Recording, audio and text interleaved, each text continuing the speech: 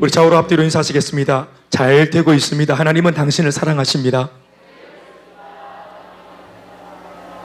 네, 우리 같이 좀 축복하실까요? 평안을 너에게 주노라. 이 찬양을 한번 해주시다. 어디 가세요? 네, 서로 손눈을 감아 축복하시겠습니다. 평안을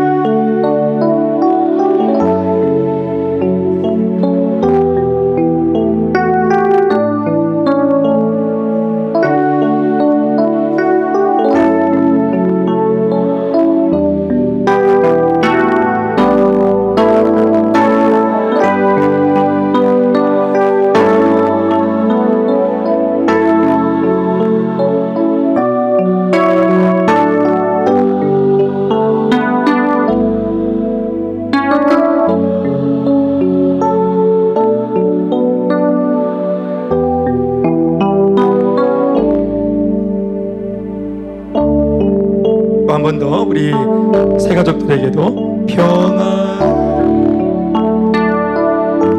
최근에 오신 분들, 잠옷실에 계신 분들 앞뒤 좌우로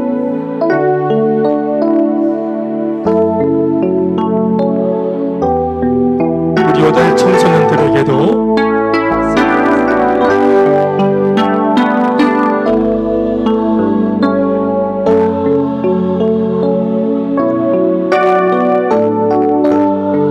기계와 자막 만지는 뒤에 우리 계시는 분들, FD에게도 앞에 반주자에게도 평안을 내게, 평안을 잠옷실에게도 평안을 내게 주노라. 경례 임산 박수 하시겠습니다. 하나님 우리를 사랑하십니다. 하나님 우리를 사랑하셔서 우리를 가만두지 아니하시고 아들을 이 땅에 보내시는 그 사랑의 행동, 그 행동을 결단하셨습니다. 사랑은 행동으로 보여낼 때 비로소 사랑으로 완성되어진다 생각합니다. 그 마음속에 있는 사랑으로 사랑을 증명할 수 없고, 사랑은 행동되어지고 표현되어짐으로써 사랑이 사랑으로 완성되어지는 것 같습니다. 구약 성경을 통해서 얼마나 구구절절히 하나님이 우리를 사랑하신다는 말씀들을 많이 했습니까? 소위 하나님의 말씀을 대신 전하는 선지자, 먼저 선 알지 놈자. 그래서 먼저 하나님의 마음을 알게 되어진 하나님의 부름받은 사람들이 그걸 사명으로 알고 하나님의 마음을 가슴에 품은 이후에, 그리고 그 마음을 가지고 하나님의 마음을 몰라서 오해하고 있는, 혹은 하나님의 마음을 몰라서 길을 잃고 방황하는 사람들에게 이 말씀을 들고 가서 이 말씀을 가감없이 보태거나 뺨이 없이, 그리고 감정도 이 말씀을 주신 하나님의 감정 그대로를 가지고 이 선지자들이 하나님이 당신들을 사랑하고 있다는 사실에 대해서 얼마나 외쳐댔습니까? 누구든지 그 말씀을 들었을 때는 그들에게 소망이 일어났고, 그 말씀을 거절했을 때는 불순종의 삶이 되어져서 진노의 자녀의 삶을 살게 되었습니다. 하나님의 사랑을 받아들이는 것, 거절하는 것, 어떤 면에서는 그것이 우리한테 달린 것 같습니다. 하나님의 사랑은 하자가 없는데 그 사랑을 받아들이고 말고는 어떤 면에서는 우리한테 달린 것 같아요. 그러니까 하나님께서 제발 이 사랑을 받아들이라고 끊임없이 등을 돌리고 있는 우리 등 뒤에다가 대고 하나님께서 선지자를 보내고 목회자를 보내서 호소하지 않습니까? 돌아와라, 여호와를 알 때 힘써하라, 하나님께로 돌아와라, 여호와께로 돌아가자. 그러면서 끊임없이 기다리고 계시는 그 탕자의 아버지의 품으로 이 탕자를 돌이키려고 말씀이, 또 성령이, 또 말씀의 사람들이 계속 갔던 연유는 바로 하나님의 북받치는 사랑이 그들의 마음을 움직였기 때문인 줄 믿습니다. 사실은요, 오늘 제가 말씀을 전할 때도 잘하는 설교는 뭐냐, 다른 게 아니고요, 무슨 기승전결이 어떻고 논리적으로 어떻고 이런 거 다 치우고요, 정말 목회자가 잘하는 설교는 다른 게 아니고 오늘 여러분들을 향해 있는, 여러분들에게 들려주시려고 하는 바로 오늘 이 시간, 이 12월 24일 이곳에 와 있는, 공의 예배 드리겠다고 와 있는 예배자인 여러분들한테 하나님께서 전하고 싶은 그 사랑, 아멘 아멘, 사랑입니다. 하나님이 여러분들을 사랑하는 그 뜨거운 사랑, 이 온도를 목회자는 조금도 이것을 잃어버리지 말고 더 깊은 기도의 자리에서 하나님의 이 열정의 온도를 그대로 간직한 채 말씀에 담아서 여러분들한테 하나님의 사랑을 전하는 것이, 그 사랑이 전달되어지는 것이, 그게 좋은 설교, 잘하는 설교자입니다. 여러분들 혹시나 하나님의 사랑이 여러분들에게 전달되어지는 경험을 좀 말씀 속에 해본 적이 있습니까? 그런데 하나님이 사랑을 하지만 사랑은 변하지 않지만 그 사랑을 표현할 때는, 말씀에 담아 사랑을 표현할 때는 이게 한 몇 가지로 그 모양새가 달라집니다. 소위 디모데후서 3장 16절에 있는 말씀처럼 때로는 교훈, 때로는 책망, 또는 바르게 함, 또는 의롭게 살라고 의로 교훈하시는 말씀. 그러니까 이런 몇 가지 형태로 여러분들에게 전달되어져요. 어떤 말씀을 들으면 바르게 살아야 되겠다 뜨끔할 때가 있어요. 바르게 안 살았던 사람들, 한 주간 삐딱하게 살았던 삐딱한 인생들, 이 말씀을 딱 들으면 말씀이 우리를 바로 딱 맞춰주거든요. 위골된 뼈를 맞춰주듯이. 할렐루야. 그런 경험이 있다면 손 한번 들어보시고 내려보세요. 네, 아유 감사합니다. 네. 다시 한번 더 묻겠습니다. 너무 순식간에 일어난 사건이라 가지고 정신이 혼미한 가운데 놓치셨죠, 기회를. 말씀을 듣는 가운데 뜨끔하면서 내가 잘못된 길로 막 오늘 예배 끝나면 막 내 마누라 박살내고 내 남편 오늘 바가지 끌고 뿌야지, 이렇게 계획을 세워놨던 이 삐딱한 마음이, 이게 말씀을 들으면서 정신이 돌아오면서 궤도가 수송되어지고, 이게 누가 악원이고 적군인지 분별되어지는, 바르게 되어지는 경험을 해봤다. 말씀 속에 손 한번 들어보세요. 아멘 아멘. 계획이 수송되어 봤다, 바르게 돌아와 봤다 할래? 손 한번 들어보세요. 아멘 아멘. 여러분, 그게 사랑입니다. 아멘입니까? 사랑이 사랑한다 이래가 사랑이 아니고 잘못된 길로 가는, 그래서 망할 수밖에 없는 우리 인생을 하나님 말씀으로 회개해서 원래의 자리로 돌이켜 놓는 이 작업이 사랑의 작업이에요. 그럼요. 또 어떨 때는 책망, 아마 이 네 가지 중에서 제일 고약한 표현 아니겠어요? 책망은 말씀을 들을 때 그냥 잘 회유해서 자리에 데려다 놓는 정도가 아니라 뜨끔한 거예요. 이놈!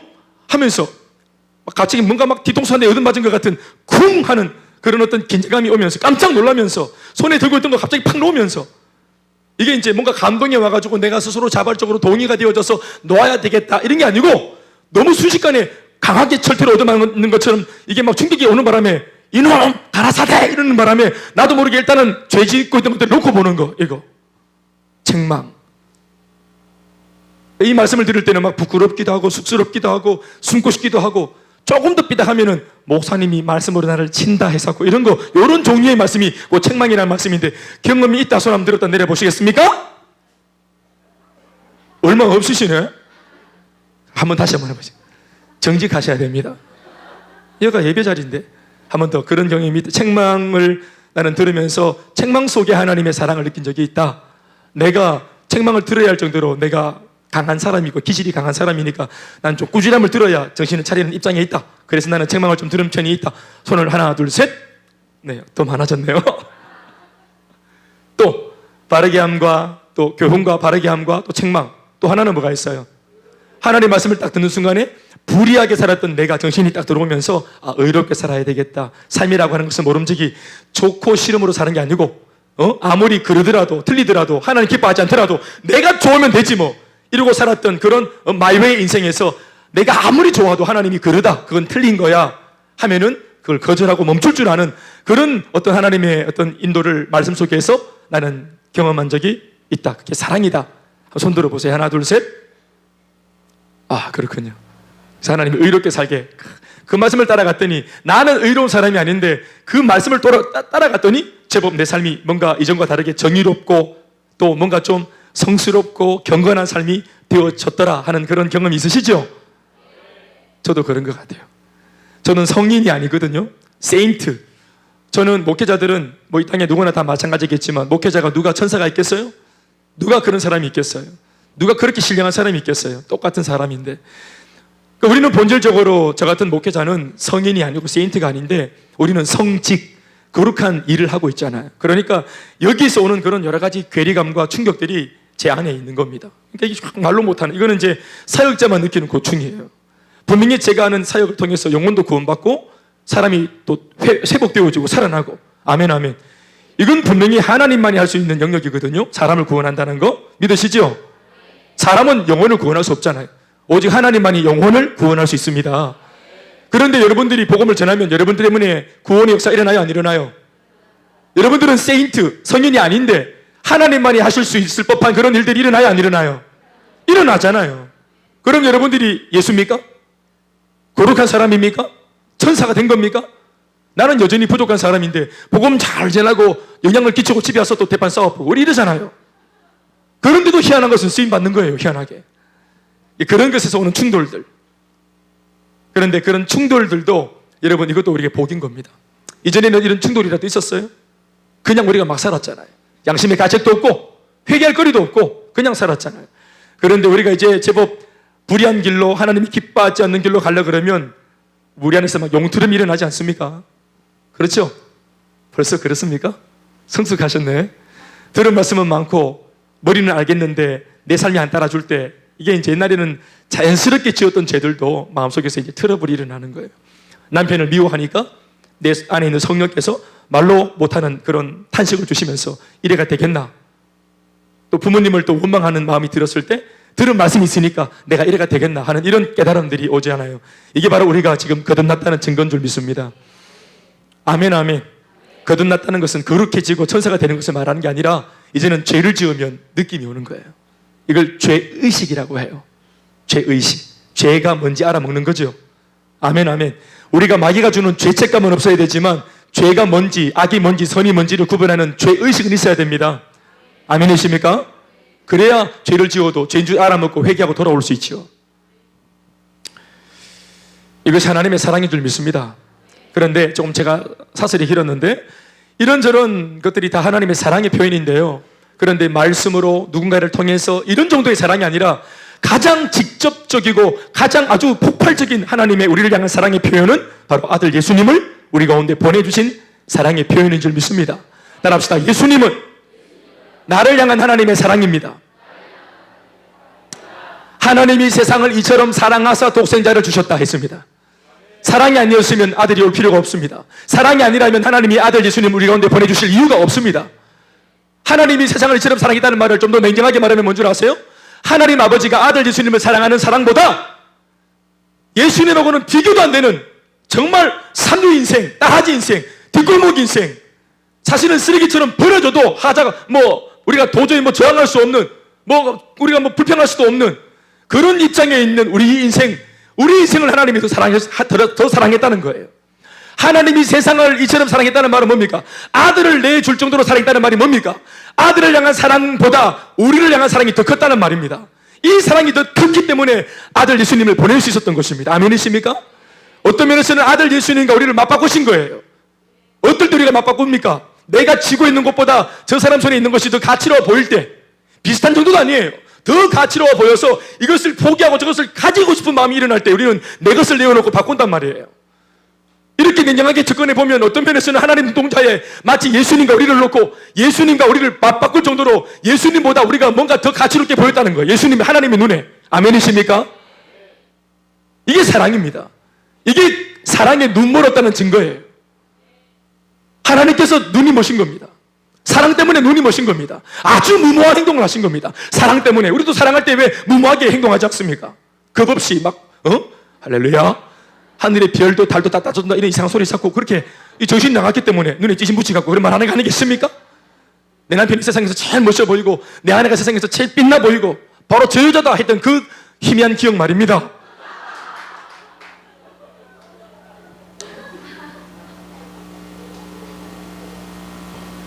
예수님이 오심은 하나님의 사랑 때문입니다.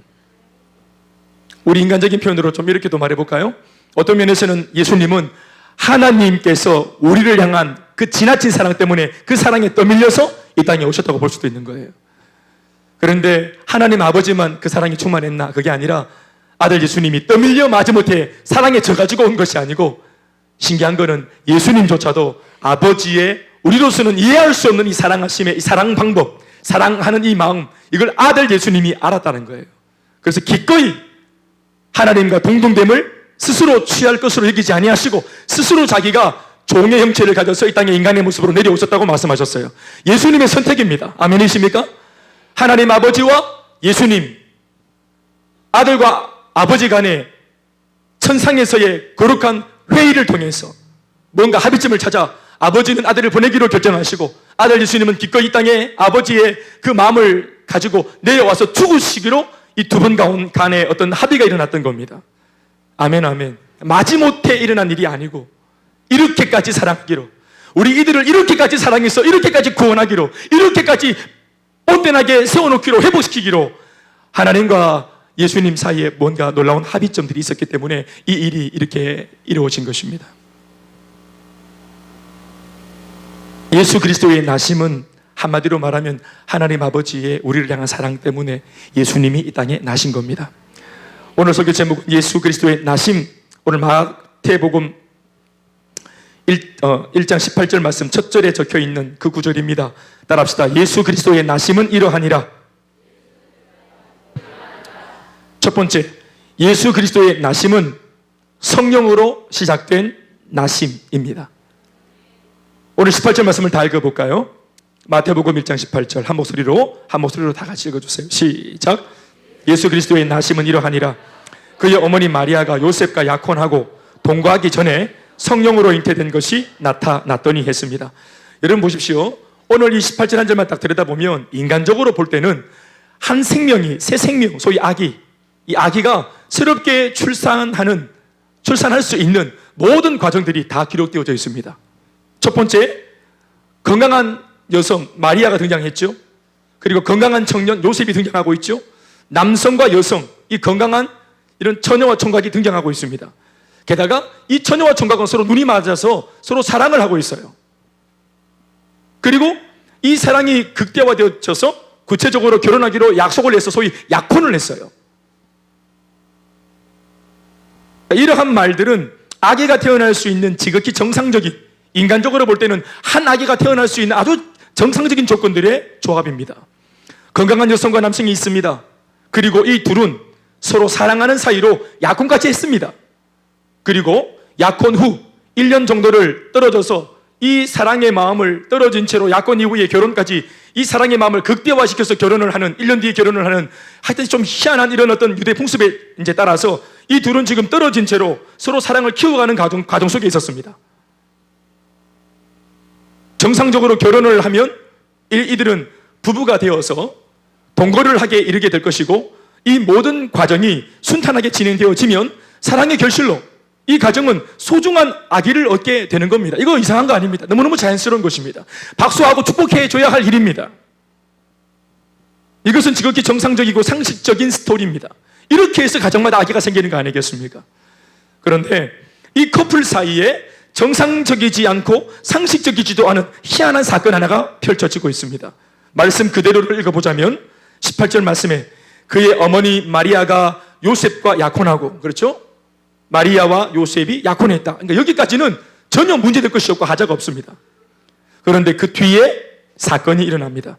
동거하기 전에, 그러니까 1년 만에 결혼식을 해서, 그러니까 합법적으로 정상적으로 부부의 인연을 갖기 전에, 동거하기 전에 성령으로 잉태된 것이 나타났더니 이렇게 적고 있습니다. 사랑하는 여러분, 예수님의 나심은 이러합니다. 첫 번째는 바로 이 땅에서 메시아를 인위적으로 조작하고 만들어내어서 세워놓은 메시아가 아니라, 메시아가 메시아 되기 위해서 비록 사람의 모습으로 이 땅에 나타나지만 이 구원자는 죄와는 상관이 없는 분이셔야 되는 것입니다. 그래서 이 구원자는 땅에서부터 발로 하는 것이 아니라 이 출처가 하늘 이어야 되는 줄로 믿으시기 바랍니다. 성령으로 잉태되어야 하는 것입니다. 히브리서 말씀 보시면은 그분은 우리 인간과 똑같은, 모든 것이 똑같은 조건에서 이 땅에 태어나셨지만 뭐는 없으신 분이시다. 죄는 없는 분이시다. 아멘, 아멘. 여기서 말하는 죄는 바로 유전적으로 대를 이어서 아기가 태어날 때부터 가지고 있는 아담의 죄, 원죄를 말하는 겁니다. 이 원죄는 아기가 태어날 때 선택하는 것이 아니라 이미 태어날 때 그 부모의 죄를 그냥 가지고 유전해서 태어나는 겁니다. 그래서 태어날 때 아기는 죄인으로 태어나는 거예요. 그러니까 이러한 식으로 태어난 인간들 중에는 구원자의 조건을 가질 수가 없는 거예요. 왜냐하면 죄를 가지고 있는 조건이기 때문에. 그러니까 또 그렇다고 신이 직접 와가지고 뭐 그렇게 신령한 방법으로 구원할 수도 없는 거예요. 왜냐하면은 인생을 알아야 되거든요. 인간을 알아야 됩니다.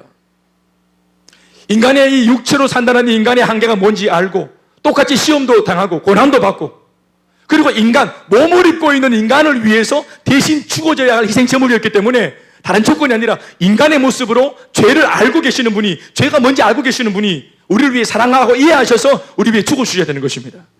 아멘, 아멘. 그러니까 우리를 위해서 죽어주는 것까지는 할 수 있는데 죽고 난 뒤에 죄를 이기려면은 부활을 해야 되거든요. 그것도 사람이 할 수 없는 거예요.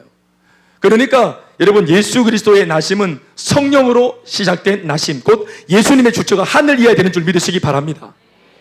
그래서 오늘 한 아기, 아주 범상치 않은 어떤 아기, 이 아기가 태어나는 데 있어가지고 마리아도 있고 요셉도 있고 약혼도 했고 결혼도 지금 하려고 하고 지금 모든 조건이 인간적으로는 다 만들어져서 신앙적으로 잘만 키우면 메시아급의 사역도 할 수 있는 그런 사람이지만 그래봐야 세례 요한에 불과한 겁니다. 또 하나의 세례 요한인 겁니다. 그는 진정한 의미에서 구원자가 될 수 없습니다. 구원자는 하늘에서 오셔야 되는 것입니다. 하나님이 성령으로 보내시는 분, 아멘이십니까? 그래서 인간을 이해할 수 있으면서도 죄와는 상관이 없는 분, 진정한 성령의 기름을 부음을 받은 하나님의 아들 오직 예수님만이 우리 구원자가 될 수 있는 것입니다. 예수님의 나심은 이러하다. 첫 번째는 성령으로 시작된 나심이다. 마리아의 임신 사건을 기록한 기사의 한 대목을 우리가 읽었습니다. 마리아 임신했다. 아주 충격적인 사건입니다. 적어도 오늘 약혼 가운데 있었던 요셉한테는, 남자친구한테는 아주 큰 충격이죠. 여러분, 약혼하고 왜 떨어져가지고 바로 동거를 하거나 뭐 결혼생활을 안 하고 왜 이렇게 떨어져가지고 지낼까요? 약혼을 했다는 것은 뭡니까? 온 동네 사람들이 요셉과 마리아의 이 정혼 사실을 다 아는 겁니다. 이걸 공개적으로 사람들 앞에 공포한 거예요. 그러니까 이제는 누구도 마리아한테 눈독 들이면 안 되고 누구도 요셉 오빠한테 마음을 눈독을 들이면 안 되는 거예요. 요셉은 누구 거? 마리아는 누구 거? 아멘, 아멘. 이거는 이제 넘보면 안 되는 겁니다. 온 동네가 다 알고 있어요. 그리고 두 사람도 마찬가지로 온 동네가 다 알고 있고 또 하나님 앞에서 약혼을 했기 때문에 서로의 정조를 지키고 순결을 지키고 마음을 지키고 그러는 가운데 서로를 향한 이 사랑이 불같이 일어났을 때 정말 사랑하는데 카톡도 못하게 하고 전화기 뺏고 못 만나게 하고 한 1년을 갖다 놓아 보이소. 사랑이 불타지 않겠습니까? 그래서 우리가 이게 참 저 애인하고 같이 이렇게 좀 교제를 하면서 남자가 그 군대를 한번 가봐야 되는 거예요. 이게 진짜인지 가짜인지 한번 떨어져 있어 봐야 돼. 예. 안 봐도 뭐 그냥 뭐 아쉬울 게 없다. 뭐 또 있다. 막 이렇게 2번, 3번 있다. 이러면 곤란하지 않겠습니까? 오직 그놈이어야 되는 거예요. 그래서 막 옆에서 철수가 걸떡거려도 이 유혹을 거절할 수 있는, 그러니까 그 뭔가 거절하면서까지 지키려고 하는 이런 거, 이 정조 아닙니까? 아멘, 아멘. 이런 거 말이에요. 그러면서 기다려가지고 만났을 때 그 사랑이 불타는 거 아니겠습니까? 그런 겁니다. 사실 저희 커플도 제가 군대 갈 때 이렇게 만난 지금 그런 상황은 아니기 때문에 우리 하여튼 이거를 언제 한번 확인을 해봐야 됩니다. 제가 한 11박 12일로 그 옛날에 그 혼자서 멀리 그 러시아에 선교를 간 적이 있는데 그 청년들은 그렇게 러시아를 좋아하고 또 막 신기해하고 또 막 호기심 가지고 참 사진도 찍고 막 기뻐하고 즐거워하는데 저는 하루하루가 너무너무 힘들었어요. 그때 철아기가 태어나가지고 아기가 이제 막 돌이고 이랬는데 애도 보고 싶고 막 아내도 보고 싶고 저는 선교사가 체질이 아니었던 것 같아요. 고양이 막 보고 싶고 막 밤마다 막 올빼미처럼 물고 이런 무거운 것도 선교하겠어요. 그러니까 어디를 가더라도 이분과 함께 가야 된다 이런 생각을 제가 했던 거예요. 이건 지나가는 얘기고요. 그러니까 이 마리아랑 요셉이 얼마나 불타겠습니까? 사랑이. 예? 얼마나 극진하겠습니까? 하여튼 이 나라는 결혼 모습도 희한해가지고 하여튼 이런 걸 했어요. 그래 하여튼 마음이 막 극대화되었을 때 보고 싶어서 막 몸살기가 나고 막 상사병이 나고 막 넘어갈 때 이럴 때 그때 막 숨 꼴딱꼴딱 넘어갈 때 혈압 막 떨어지고 이럴 때 막 숨 넘어갈 때 그때 막 딱 보여줘가지고 손 한번 삭혀주고 이래가 사람 보고 뭐 이렇게 해가지고 결혼을 시켰으니까 그때 그 어떤 뜨거운 열정 때문에 얼마나 평생을 또 서로 사랑하면서 달려갈 수 있겠는가 뭐 이런 거 아니겠습니까? 마리아가 그런데 그런 가운데에서 임신을 했다는 얘기를 들은 겁니다. 요셉이 마리아를 믿고 그녀를 믿고 다 기도하고 있는데 갑자기 마리아가 임신했다는 말을 들었다는 말입니다. 그러니까 이거 얼마나 충격적이냐 이 말이에요. 우리 남자분들 요셉 오빠 그런 분 아닙니다. 요셉 오빠가 마리아한테 몹쓸짓을 하고 동거 전이라고 성경에 적어놨잖아요. 요셉이 그런 사람이 아니에요. 그런데 요셉은 정말 무죄한데 전혀 알리바이가 없는데 여자친구가 임신을 했다. 이게 얼마나 큰 충격이냐 이 말이에요. 충격이죠. 굉장히 충격적입니다. 그래서 이 말을 듣자마자 19절 말씀에 요셉이 어떻게 반응합니까? 요셉의 인간적인 반응도 바로 적어놨죠. 그의 남편 요셉은 의로운 사람이라. 그럴 사람이 아니라 이런 뜻입니다. 의로운 사람이라 그를 드러내지 아니하고 자기 여자친구가 임신한 사실을 드러내지 아니하고 가만히 끊고자 해서 아기를 지우려고 했다. 가만히 모르게. 그런데 이렇게 어떻게 하면 이걸 깜짝같이 이렇게 내가 잘 정리할 수 있을까를 생각하고 있을 때 20절 말씀 이 일을 생각할 때에 갑자기 주의 사자가 현몽하여 이르되 다윗의 자손 요셉아, 이게 천사가 하는 말입니다. 다윗의 자손, 시작. 다윗의 자손 요셉아, 네 아내 마리아 데려오기를 무서워하지 말라. 그에게 잉태된 자는 성령으로 된 것이라. 아멘, 아멘. 그리고 딸이 아니라 뭐를 낳으리니? 누구를 낳으리니? 아들을 낳으리니. 천사는 계속해서 이렇게 인칭 대명사를 쓰면서 아기를 낳는다 이러면서 말하고 있지 않습니까? 그런데 이런 말을 들어도 초창기 때 요셉한테는 이 임신했다는, 이 잉태되었다는 생명체가 뭐에 불과하냐면은 저 앞에 올라가서 18절 말씀 보세요. 동거 전에 성령으로 잉태된 것이 나타났더니 아들을 임신했다. 천사는 이렇게 말하고 있는데 요셉의 입장에서는 이 임신한 이 생명체를 뭐라고 표현하고 있습니까? 이것 저것 이렇게 표현하는 겁니다. 잉태된, 성령으로 잉태된 이것이 나타났더니, 이것도 표현이 그냥 뭐 잉태되었다 이게 아니고 나타났더니, 그러니까 요셉 입장에서는 뭔가 깜짝 놀랄만한 돌발 상황이 나타난 겁니다. 그러니까 이 성경의 기록은 지극히 요셉 입장에서 기록한 거예요. 요셉 입장에서는 성령으로 아무리 잉태했다고 말해줘도 그냥 여자친구의 남자친구 입장에서는 뭡니까? 우리 개인적인 인간사를 방해하는 거예요. 하나님이 우리 인간 사이에 들어와서 지금 우리가 소박하게 꿈꾸고 있는 이 가정 사이에 뭔가 좀 파탄을 일으키고 있는 거예요. 그러니까 성령으로 잉태했다고 아무리 신앙적으로 말해도 요셉 입장에서는 뭡니까? 성령으로, 그래 알았다. 그렇지만 성령으로 잉태한 것이 뭐했다? 나타났다 이 말이에요. 해방꾼처럼, 하나님이 방해꾼처럼, 우리 부부 사이에 뭔가 간섭하는 것처럼, 우리가 소박한 꿈 가지고 뭐 크게 뭐 야망 가진 것도 아니고 그냥 남자와 여자가 결혼해서 소박하게 가정 이루고 아기 낳고 살겠다는 이 소박한 꿈에 뭔가 흙탕물을 일으킨 듯한, 하나님이 아주 그냥 뭔가 방해꾼 같고 해방꾼 같은 느낌, 이 불편한 마음을 성경이 대신해서 그대로 기록한 겁니다. 성령으로 잉태한 것이 나타났다. 이게 요셉의 입장입니다. 그래서 이걸 끊어버리려고 한 겁니다. 그때 그것이 이것이 아니다. 천사가 하는 말은 이것 저것이 아니다. 성령으로 잉태된 자는 바로 구원자라는 사실에 대해서 계속 천사가 말해주고 있습니다. 21절 말씀에 아들을 낳으리니 이름을 예수라 하라 이렇게 말하고 있습니다. 사랑하는 여러분, 21절의 이 한 구절의 말씀이, 이게 이제 누가복음도 살펴보겠지만 이게 코드입니다. 이게 비밀 코드입니다. 이게 암호예요. 요 말을 똑같이 마리아한테도 합니다. 물론 조금 다른 표현들도 마리아한테 덧붙인 말이 있고 요셉에게 덧붙인 말이 있는데요, 각기 다른 말을 한 것처럼 보이지만 한 천사가 이 두 사람이 각기 다른 시간에 다른 장소에서 들었던 말씀이지만 나중에 딱 조합을 해보니까 하나가 딱 맞아 떨어지는 게 있었어요. 그게 뭐냐면 아들을 낳을 때 네 천사가 뭐라고 이름지라 하더노? 그랬더니 마리아가 뭐라 말합니까? 암고가 뭐예요? 암고? 고구마 수르메입니까? 고구마 수르메가 아니라 뭐라고요? 예수. 그러니까 동시에 남편과 아내가 하나 둘 셋 하는데 예수라는 이름이 나왔다 이 말입니다. 아멘입니까? 자, 요셉 입장에서 기록한 이 마태복음은 여러분 보세요. 이미 요셉이 마리아가 임신한 사건 때문에 불편해하고 있죠? 그렇죠? 그 말은 이미 마리아가 뭐 했다는 말이에요? 임신을 했다는 말이잖아요. 그렇죠? 그런데 사실 순서상으로 볼 때는, 시간상으로 볼 때는 요셉이 마리아 임신 사건을 알고 지금 반응하는 마태복음의 기록보다 우리가 뒤에 읽었던 누가복음 1장에 있는 기록이 사실은 시간상으로 앞에 있습니다. 왜냐하면 천사가 마리아와 대화 속에서 네가 임신해도 되겠나? 성령으로 네 임신하게 될 건데 네 이거 순종할 수 있겠나? 이렇게 물어온단 말이죠. 그 천사의 제안 앞에 마리아가 순종하는 장면을 통해서, 그 순종을 통해서 임신이 되어지는 것이라 이 말입니다. 그리고 이 뒤에 임신되어진 사실 이후에 요셉은 이 마리아가 임신된 것을 이제 결과론적으로 알게 되고, 그 충격 때문에 지금 이 천사와의 대화가 이루어진 겁니다. 이거 되시면 아멘 하실까요? 자, 예수의 나심은 첫 번째 어떤 나심이다? 성령으로 시작된 나심이다. 아멘, 아멘. 이게 메시아여야 합니다. 이분이 메시아입니다. 아멘, 아멘.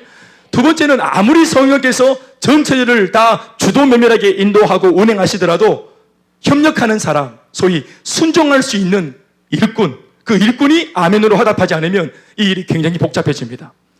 그래서 이 모든 조건들을 다 가지고 와서 성령이 잉태시킬 모든 만반의 준비를 다 가지고 와서 노크를 하는데, 누구에게 노크를 합니까? 마리아에게 노크를 합니다. 그래서 우리가 이 말씀은 사실 마리아와의 대화를 먼저 살펴봐야 돼요. 누가복음으로 넘어가 볼까요? 자, 누가복음을 보세요.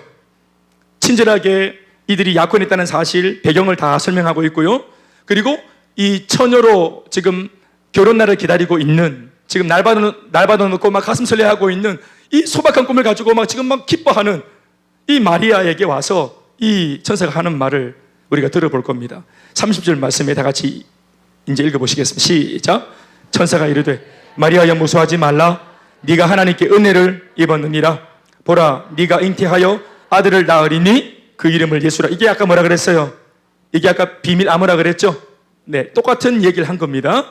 32절 말씀도 크게 시작. 주 하나님께서 그 조상 다윗의 왕위를 그에게 주시리니 영원히 야곱의 집을 왕으로 다스릴 것이며 그 나라가 무궁하리라. 또 계속 읽어야 되겠습니다. 마리아가 천사에게 말하되 나는 남자를 알지 못하니 동거하기 전입니다. 나는 아직까지 결혼하지 않았고 우리는 부부가 안 되었고 나는 아직까지 그런 남자를 모릅니다. 어찌 그런데 그런 일이 내가 임신하는 이런 일들이, 내가 아들을 낳는 일들이 일어나겠습니까? 천사가 말합니다. 이르되 성령이 네게 임하시고 지극히 높으신 이의 능력이 너를 덮으시리니 이름으로 나실 바 거룩한 이는 하나님의 아들이라 일컬어지리라.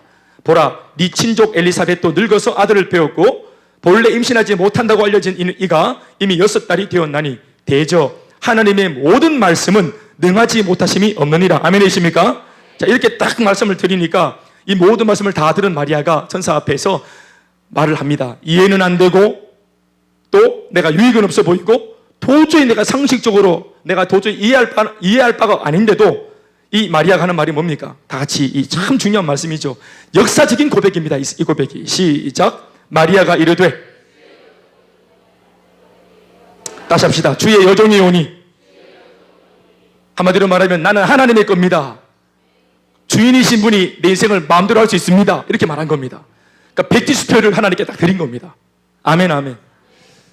이전에 오카노 목사님 설교 중에 순종이 뭔가 하는 이런 그 얘기를 어떤 그 질문을 받았는데 어떤 그 평신도 사역자가 이렇게 다른 사람한테 대답하는 것을 목사님이 우연히 옆에서 들었던 적이 있었대요. 그런데 목회자가 아닌 그 평신도 사역자가 뭐 셀리더쯤 됐겠죠. 셀리더가 셀 가족한테 순종이 뭔지를 딱 설명하는 것을 목사님이 지나가다가 들었는데 허벅지를 탁 치면서 야, 기가 막힌 대답이다 했다는 거예요. 그게 뭐냐 하면은 백지를 하나 딱 가져다가 그 밑에다가 내 이름을 쓰는 거예요. 2017년 12월 24일 김대현, 그리고 서명을 딱 하고 이 백지, 아무것도 들어있지 않는 백지, 그냥 내 사인만 들어있는 백지를 이걸 주인이신 하나님께 딱 내어드리면서 주인님, 나는 주인님의 것입니다. 그러니 이 백지에다가 주인님께서 저한테 원하시는 것을 무엇이든 적으시면 제가 그 내용대로 살아내겠습니다. 이렇게 말하는 것, 이것이 순종이라고 말하는 거예요. 내가 할 수 있는 것, 하나님 이 보기 중에서 고르세요. 내가 이런 것들은 할 수 있는데 또 이런 것들은 좀 어렵지만 내 애를 써보겠습니다. 이런 것들을 적어놓고 이 중에서 골라주세요 하는 것이 아니라 완전히 백지, 그걸 하나님께 내어놓고 하나님께서 주인 되셨기 때문에 너 이렇게 살아라 하고 적어주신 그 내용을 가지고 내가 살아내보겠다고 하는 이 고백, 이게 진짜 순종이라고 말하는 말을, 이걸 평신도 사역자가 있다는 말을 들었다는 거예요.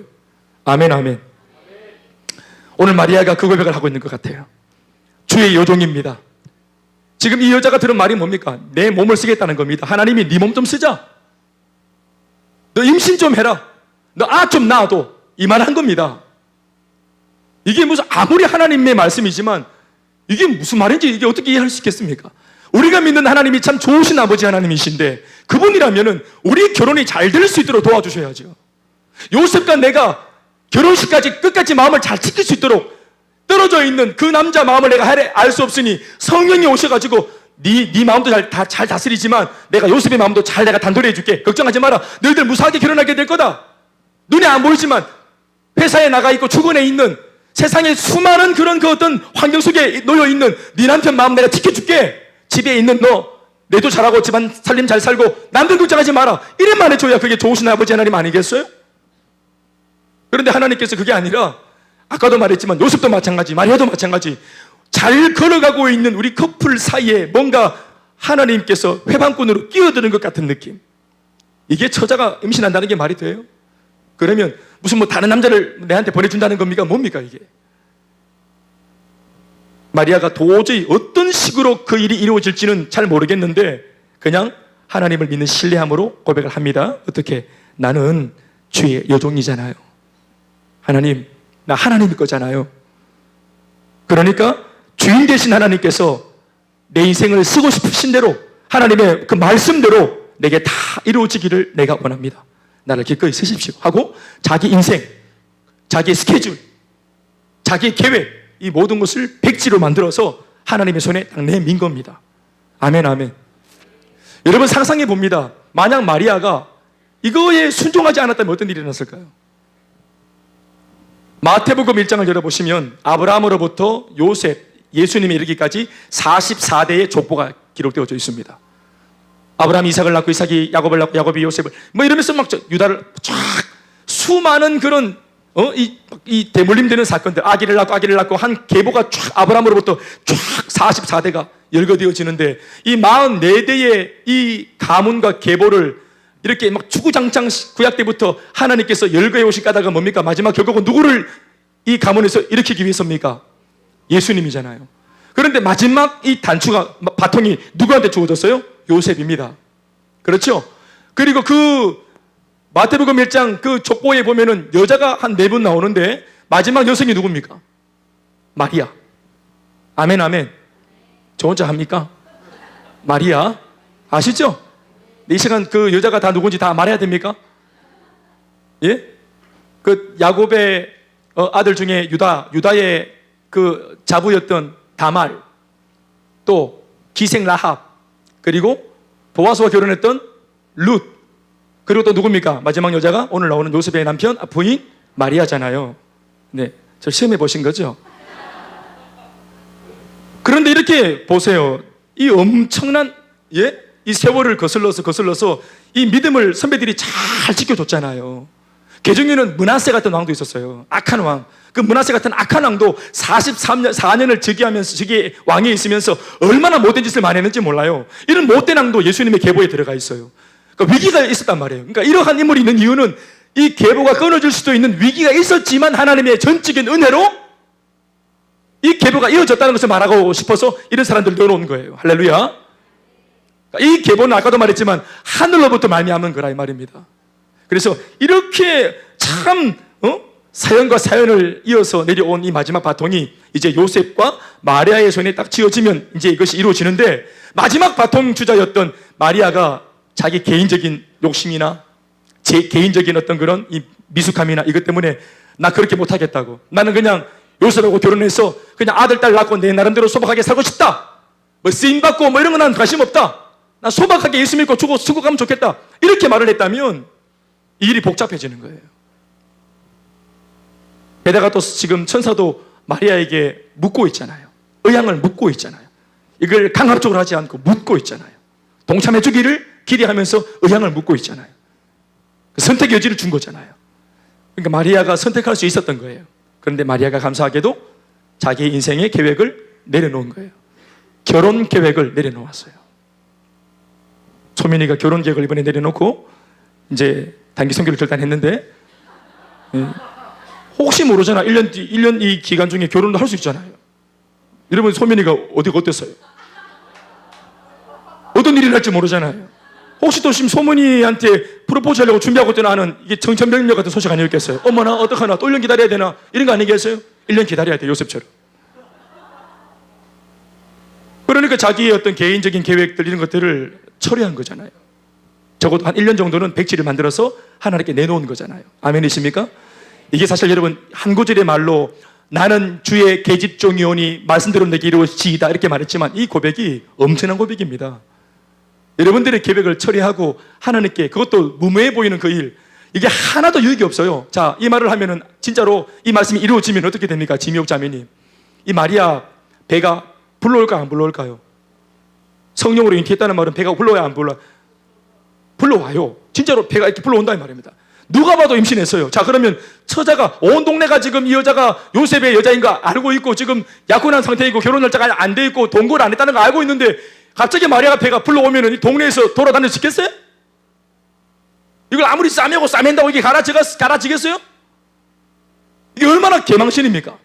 그렇다고 사람들 찾아다니면서 전부 다 오해하는 사람들한테 저기 눈빛이 좀 이상하신데요. 저 잠깐 일로 와보세요. 저 지금 저 판단하고 계시죠? 이 배는 사실 똥배가 아니고요. 이 배는 성령으로 잉태된 이게 그 배거든요.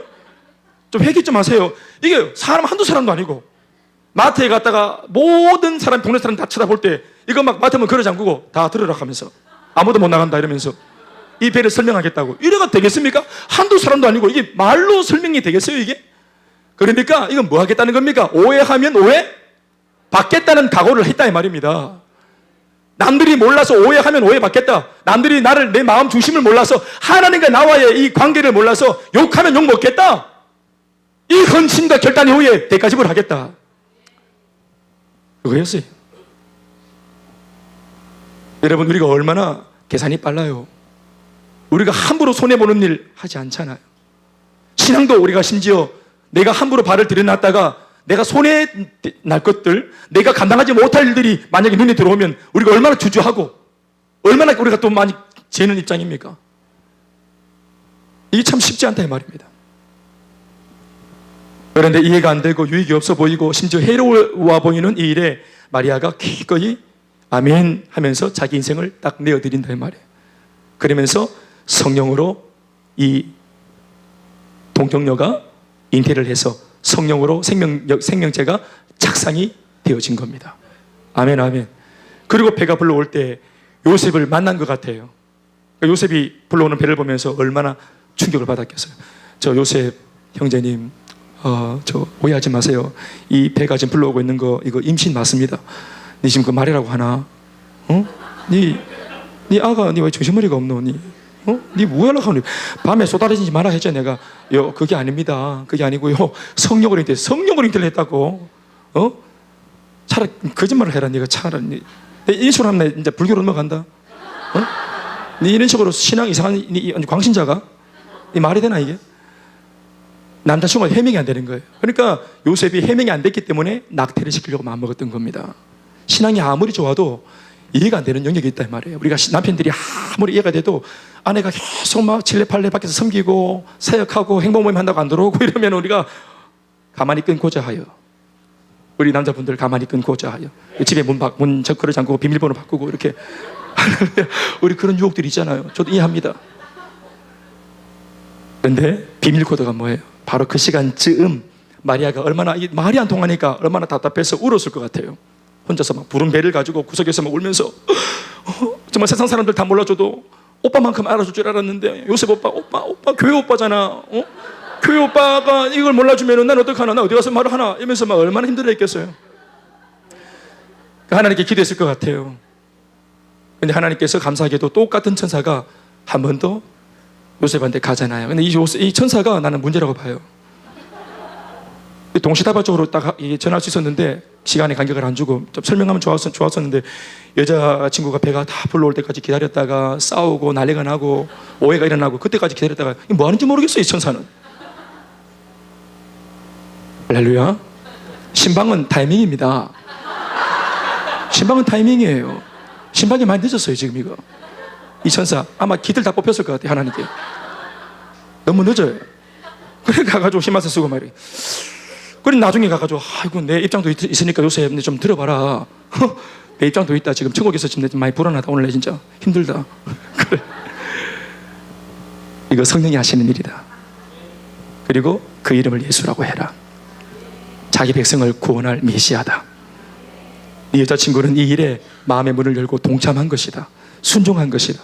그리고 아브라함으로부터 내려온 이 마지막 바통을 너희 부부가 이 바통을 감내해 주고 달려줌으로써 드디어 명실상부한 이 땅에 위대한 그리스도가 이 땅에 탄생하게 되는 것이다. 너희들이 그 위대한 주자로 쓰임받았으면 좋겠다. 아멘 아멘. 예수 그리스도의 나심은 첫 번째 성령으로 시작된 나심이다. 두 번째 마리아의 헌신으로 진행된 나심입니다. 세 번째 요셉의 순종으로 완성된 나심입니다. 아멘이십니까?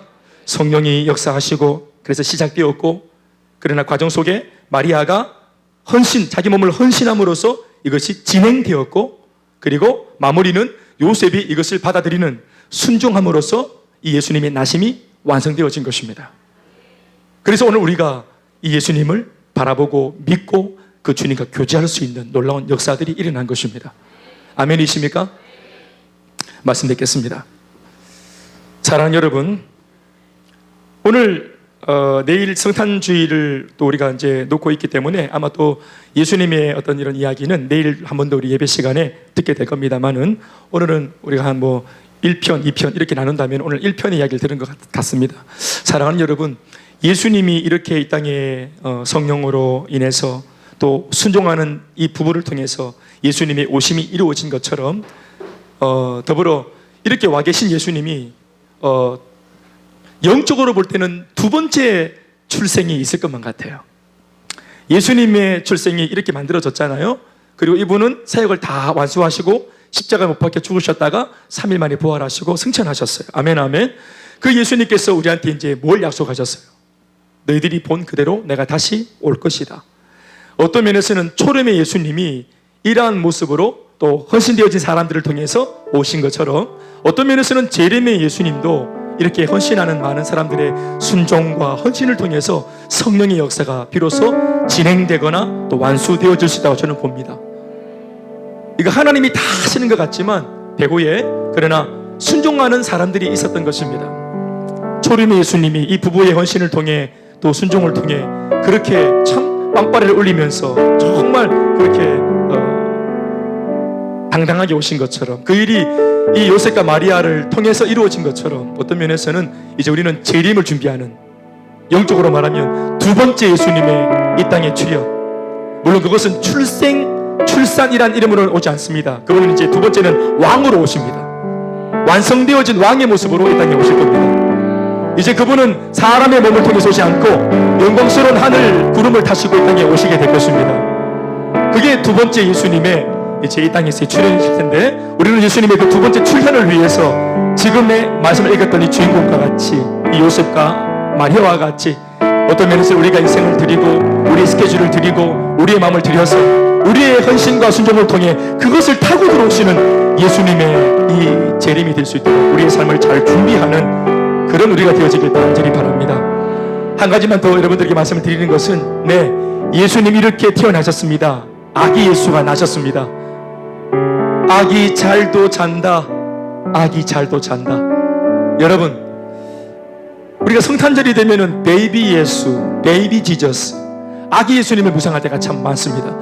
저는 그런데 성탄절 말이 아니라 우리가 일반적으로 예수를 믿을 때도 예수님을 베이비 지저스로 우리가 믿는 분들이 많다고 얘기해줍니다. 구유에 가만히 누워 계신, 손가락 빨고 누워 계신 예수님, 아기 예수님은 참 바라보고 구경하게 하기에는 참 좋습니다. 귀엽고 호기심까지 불러일으킵니다. 보기 참 좋은 분입니다. 내가 들었다 놨다 할 수 있는 예수님, 내가 품에 안았다가 놓을 수 있는 그런 예수님. 게다가 이 아기 예수님은 나한테 아무것도 바라는 것이 없습니다. 이래라 저래라 명령하지 않습니다. 그냥 내가 보고 싶을 때 가서 까꿍 하고, 내 바쁠 때 또 내일 하고, 이래도 되는 예수님이, 예수님의 출현은 베이비로 오셨습니다. 낳았다 잡았다 들었다 놨다 할 수 있는, 내가 마음대로 움직일 수 있는 예수, 천하의 그리스도가, 메시아가 그렇게 오셨습니다. 그러나 여러분, 베이비로 보이시지만 그 예수님은 우리의 왕으로 오신 겁니다. 누가 통치합니까? 왕이 백성을 통치하시는 겁니다. 우리가 여러분 마음속에 예수를 떠올릴 때 베이비 예수님, 성탄절의 예수로 고백해서는 안 됩니다. 우리가 오히려 헌신을 해야 될, 우리 헌신을 받으셔야 할 분, 우리가 오히려 순종해야 되는 왕이신 분, 우리가 드리는 순종을 받으셔야 할 분, 베이비 지저스가 아니라 우리의 왕 되신 주님으로 고백하는 그런 성탄의 어떤 좀 깊은 의미가 있는 우리의 어떤 그런 고백들이 있길 간절히 바라는 것입니다. 따라합시다. 예수님은 나의 주인이십니다. 내 인생의 백지를 드리면 그분의 소원을 찾고 우리는 그분의 명령대로 사는, 우리는 주님의 것입니다. 그 은혜가 있기를 주의 이름으로 축원합니다. 할렐루야. 하나님께 박수하시겠습니다. 우리 준비하는 분 들으시면서 찬양 같이 하시겠습니다.